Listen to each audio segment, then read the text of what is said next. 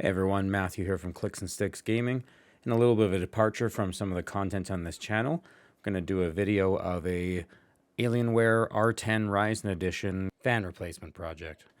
So I've been having some issues doing some computer gaming with some demanding games really pumping up the CPU temperatures. We've been getting them quite high, even resulting in some CPU throttling and some game crashes.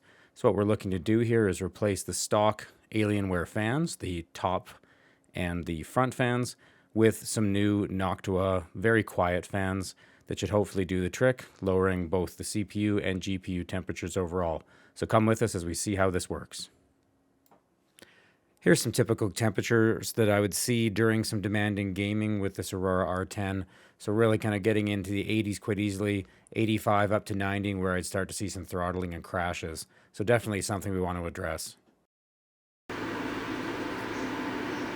This is the other issue other than CPU temperatures. The noise level of the fans in the Aurora are extremely loud, peaking upwards towards 80 decibels, which is absolutely insane during hard gameplay or benchmarking. For this case modification, we've chosen the Noctua NFA 12x25mm fans. Now these Noctua fans are a 4-pin fan, so you'll be connecting these onto the motherboard, or if you have a fan header, you can connect those in as well. And these are PWM, so they are speed adjustable right off the motherboard, which is exactly what I was looking for. Here you can see the fans taken out of the packaging. I've already prepared 2 of the fans, the ones in the bottom. You can see they now have the anti-vibration gasket running around the perimeter. Noctua recommends that for installing on any water cooling radiators like we're going to with our all-in-one. And then you can just see the regular fan up top with the anti-vibration pads in the 4 corners. It's kind of the main difference is we're going to be tightening those 2 fans on the bottom, kind of in a push-pull configuration on the radiator. So it's really going to pull that warm air right through the radiator and out. And the anti-vibration gasket's going to get us a little bit of a tighter seal to that radiator on each side. Here's the back of the R10 case. This should look very familiar to anybody with anything from an R6 all the way through an R12. They're pretty much identical backs, similar motherboards. If you haven't opened your case before, relatively simple. You can see at the top here, just one Phillips screw. Unscrew this, get it loose, doesn't have to come out. You'll be able to pull this, and you can see you've now got side of the case available to take off. So just take that off, set it aside, and you're good to start working. After you've gently laid the case on its side, now that we've removed the left side case panel, you'll be able to see the power supply unit in the middle. The easiest way to get that open, there are 2 latches that need to be moved into the vertical positions or to the unlocked side, and then you'll be able to lift the power supply up and out of the way on its swing arm. So we'll pop these latches up after we've ground ourselves. Up, up, just grip here gently and swing that up. First step, get at that front fan. You're going to want to pop this out, just a gentle lift, rotate it out, and set it aside. That'll free up your graphics card for a little bit of access. So you'll take the power connections gently off, just a little pop, little latches there, and then gentle tug, and get those out of the way. So now your graphics card is going to be available to pull out. You'll be able to take a look inside. On this particular motherboard, there'll just be a little blue colored latch that you'll need to reach in and pop open, and then pop that graphics card out. And just watch with your clearance here, because there is a little holder there as well in some of the graphics cards. And then that is out, and set it aside as well. Getting a good close-up view now of that front fan. First thing we're going to do before we touch that fan, we're going to reach in from this view, top left portion of the motherboard. You're going to undo your fan power. Just going to reach right in there, and this is that 4-pin. Just gently wiggle it off, being careful not to harm the pins. And now our power's off. You'll be able then to route that cable. You can see it's loose now. All right, reaching in, we'll be able to pop out this cage for the lower front fan. It's a bit of just a push in as you kind of push down, just to let that tab clear. And then you want to make sure that your cables are clear. Gently get that out, just kind of a straight up, and out it comes. You can take a look. There's the stock fan. Now these Dell fans are quite fast at high RPM. They move a fair amount of flow, but they are also super duper loud. So replacing this, I think, should be a worthwhile modification. Okay, so the stock fan can just be pulled, gentle pressure, release the tabs on either side. This may take you a little bit to work at it, but it will come out.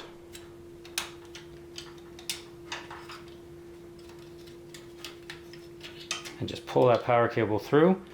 Okay, once you're ready to put the Noctua fan into this cage, you want to make sure you're taking a look where the power cable is, double checking the direction of the airflow, so it's going in, and paying attention that this blue needs to be pointing in towards the case. So we'll just kind of route that cable as you're pushing it in, make sure that it's trapped inside the cage, and then trap that power cable there, just down the channel. So take a good look, make sure that you've got all those nicely seated. If you need to, give it a little bit of time just to make sure that's in properly. And the key piece, make sure that the label is facing inwards. So now, as you pivot that around, that's where you're looking at. Okay, when we're ready to install it into the case, we'll take a look.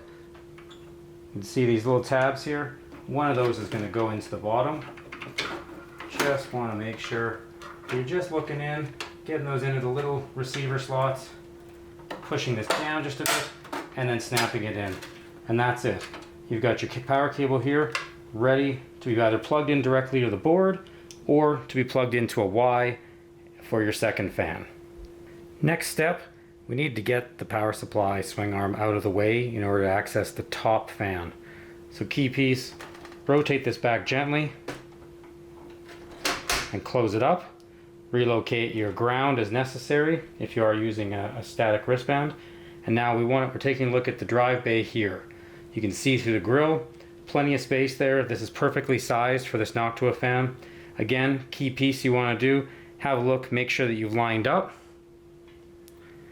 Recommend having a look at this. Again, airflow inwards, label side inwards, and then take a good look at where you want to have that power cable. If you have this at the bottom, that little bend there is going to stand it up off a bit. So you're going to want to have it probably off to the side here. And it's just gently going to fit in just like that and sit nicely against the bottom. So, alternate method of installation if you're finding that the double-sided tape is not working, and that was the case for me here. The double-sided tape and the little protruding tabs there really wasn't holding it tight, especially with the anti-vibration pads in the corners here. That tape just wasn't sticking to them great. So what we're doing is we've changed gears and we've now got some small zip ties and got them through those tabs at the back and then just through a single screw hole. So once these are tightened up, it should hold it super duper tight, especially once we get the case in a vertical orientation. Alright, we've got that top front fan now fixed properly. So we can see we've got the zip ties in place, and I'm going to cut the tails off these just to make sure that it's good. But you'll be able to see it is definitely in there nice and tight now. No chance of it moving or the double-sided tape losing its adhesiveness and then having your fan kind of fall a bit into the case. Okay, we're going to take our Y splitter and just adjusting the guides. You can just see at the back of here, there are little guides there. You're just going to gently get that on. Okay, we've now got the Y splitter attached. I'm not sure if you'll be able to see, but we've got 4 pins here, 3 pins here. We're going to connect the upper top fan to the 4 pin, and then we'll slave the lower via the 3rd pin. But the splitter is going to provide same input to both, and they'll run the same speed. But the top one will be the one that's really getting the speed controlled. Okay, just a quick connection. Here's the top fan and the bottom fan, and that is in there. We can clean up those cables a little later, but knowing that this swing arm is going to come down, we're going to want to have them a little lower. Next step is to get our case vertical again, so I've got it here vertical, and the upper case cover is going to need to come off. And this does have some clips, and you don't want to be touching anything down here, so we're really looking about here, and just kind of giving it a bit of a tug, just like that. Doesn't take a ton of force, but you want to be very gentle. Just kind of work it a bit from the back, work your way towards the front. Try not to be disconcerted by the sound of the clips coming off. And this is now the underside of your top case. Okay, grab your Phillips screwdriver. Just going to take these 4 screws out. Make sure they're putting those screws where you can find them again.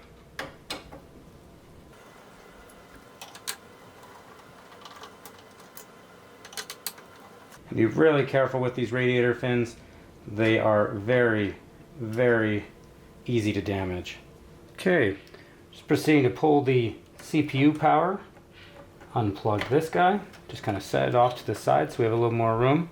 Now in my case here, the fan pump power, again, another 4-pin connector. We'll just want to make sure that that's kind of out of the way. It happens to be labeled fan pump 1, so you're not going to be able to mix it up on the way back. And then the top fan here as well. That power will just get wiggled out. And again, being careful with the pins. Okay, that sets us up now to pull the all-in-one cooler. All-in-one cooler, again, not difficult. Just 4 screws. You'll be able to see it just spring a little bit off the CPU as it comes off.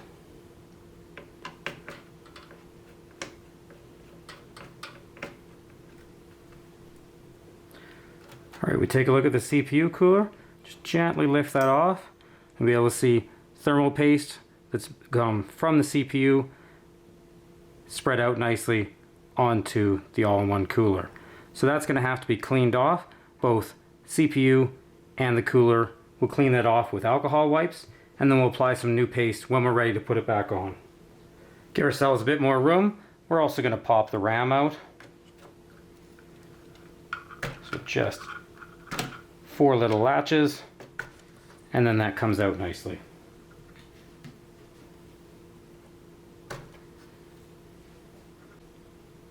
And moving on to the heatsink. This Phillips head is a little smaller, so this is where we're going to get slightly smaller head screwdriver. Just to get at that. Okay, we'll gently pull it out. You can see some thermal pads on there, help with heat dissipation. We'll set that aside and we'll make sure that we don't touch those, and we'll just put those back together again. Same process for removing the other heatsink that allow us to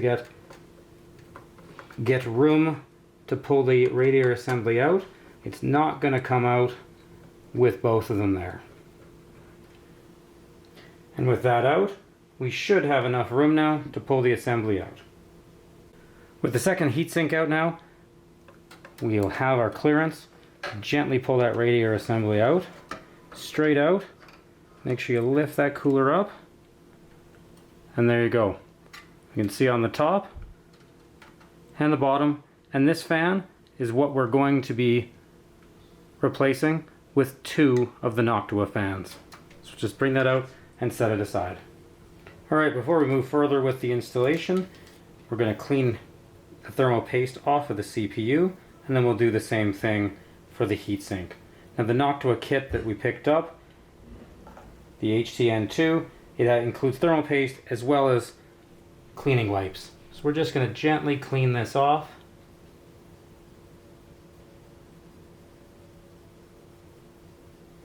Doesn't take too much effort.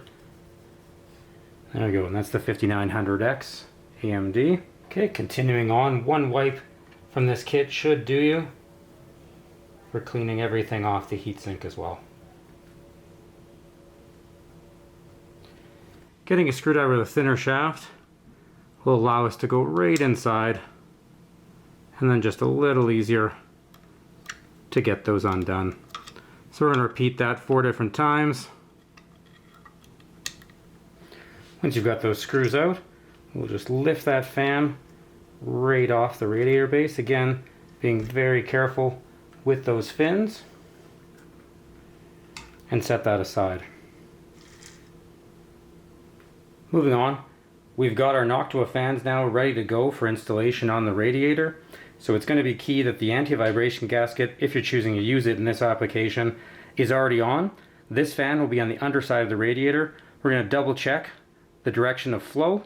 When this is flipped on the underside of the radiator, it'll be pulling air into the radiator. The other fan will actually be the opposite. We can see that the airflow is this direction. This will be sitting on the top So the gasket in this application will be on the top of the radiator. We've also got our 30mm screws here. We'll need 8 of these, 4 for each side to get each fan in place. Okay, we've just dry fit now the fans. Again, this fan will be the underside of the radiator, and then the upper fan is now on the bottom of the radiator. This will of course be flipped and then put into the case and secured on the top. We've got our 30mm screws here, and they're just going to be put in like this. You'll line it with the holes and then put them in. Once you've got your screws aligned, make it much easier to go in, and then we'll just gently tighten these down.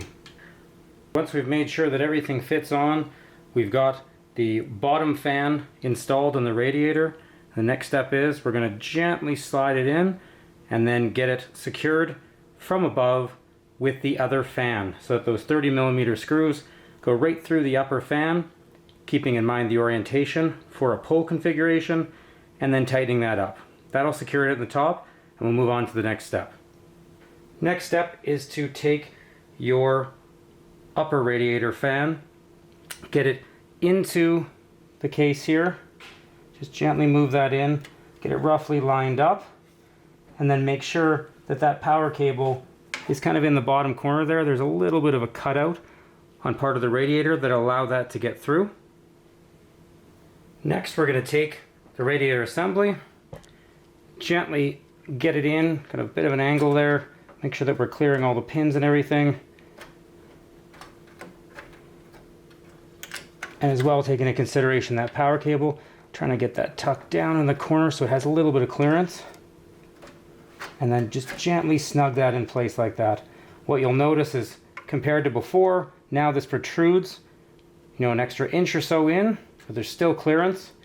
And then we will just gently put that cooler down, and we'll move to the other side to secure the entire radiator assembly together with the remaining 4 screws. Looking at the case from the top, you can now see we've just got the 4 screws loosely in place. Then what we'll need to do is, working from the back side, just gently move that radiator assembly around, get the screws lined up, and then secure them in place. It'll take some trial and error for sure, but once you've got it in, you'll have upper fan through the radiator bracket into the top of the radiator, and the entire assembly will be rock solid. You won't need to worry about the screws that we removed originally. Now we can move on to thermal paste on the CPU and getting the rest of our components reinstalled. Alright, before we install the cooler on the CPU again, we have to get thermal paste onto the CPU. So Noctua, according to the kit, would consider this Ryzen chip to be a mid-sized chip. So they recommend 4 dots, about 2mm size each dot, kind of in the corners, and then about 3 to 4mm diameter dot in the center of it. And then that, when we press down with the heatsink, it will spread that thermal paste out nicely. Okay, we're just going to take our thermal paste then, get in there. And Noctua doesn't require their paste to be spread around. It's totally up to you, personal preference, but I've got a good amount of thermal paste here, and then I'll apply the heatsink to it, and we will then start to secure it down. Alright, we're going to start putting the heat sinks back in, just to get those in place so that we have lots of, well, once these start to go back in, we will not have any more room to work. So we're going to get that in place.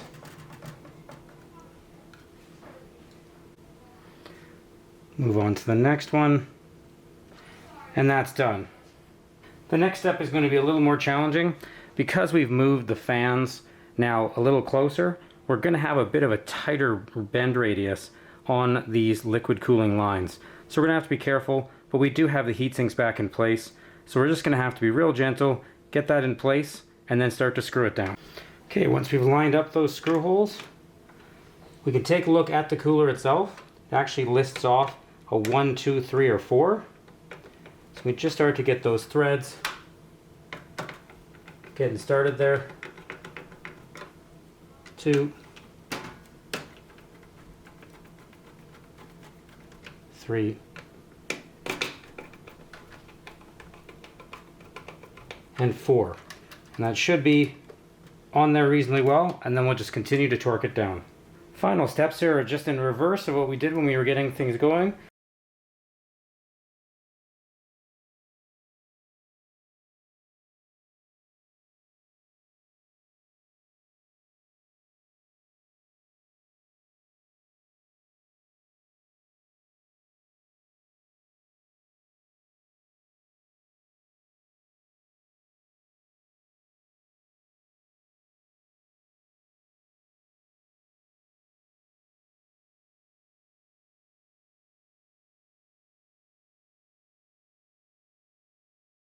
And your case is assembled, your modification is done. After changing out the fans, I definitely noticed a large difference in the noise levels of the computer.